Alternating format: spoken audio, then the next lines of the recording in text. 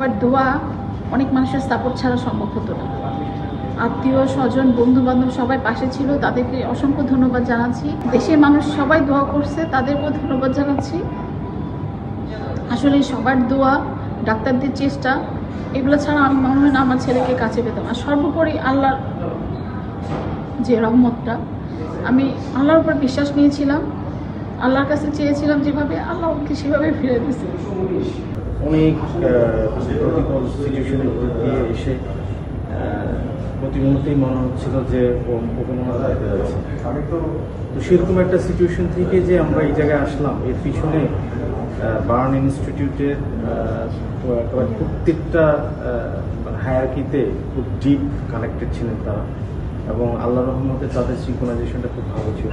এই critical situation তারা যেভাবে রিয়্যাক্ট করছে, সর্বোপরি সারা বাংলাদেশের মানুষের দোয়া, আমি বলবো যে দোয়াটাই আসলে সব কিছুকে সিনক্রোনাইজ করছে। এটা আপনারা বিশ্বাস করেন আর না করেন, আমার বাচ্চা এরকম সিচুয়েশন থেকে বাইরে আসাটা, এটা সৃষ্টিকর্তা উইলিংনেস ছাড়া সম্ভব না, এবং সেটা সম্ভব হয়েছিল সারা বাংলাদেশের মানুষ সবাই তার জায়গা থেকে দোয়া করছে।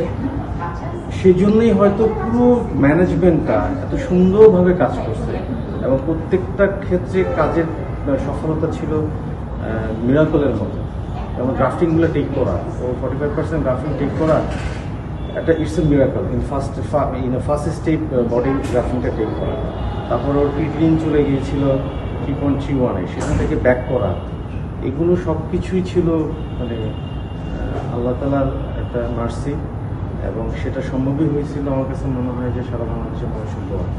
একটা কথা আমরা জানতাম যে দোয়া ক্যান রিভার, এই জিনিসটা এখান থেকে নিয়ে গেলাম। ইনশাআল্লাহ আমরা পরবর্তী সময়ে আমাদের জীবনে যতদিনই বেঁচে থাকি ততদিনই আমরা মানুষের পাশে থাকবো ইনশাআল্লাহ। আমাদের জন্য সবাই দোয়া করবে। হ্যাঁ,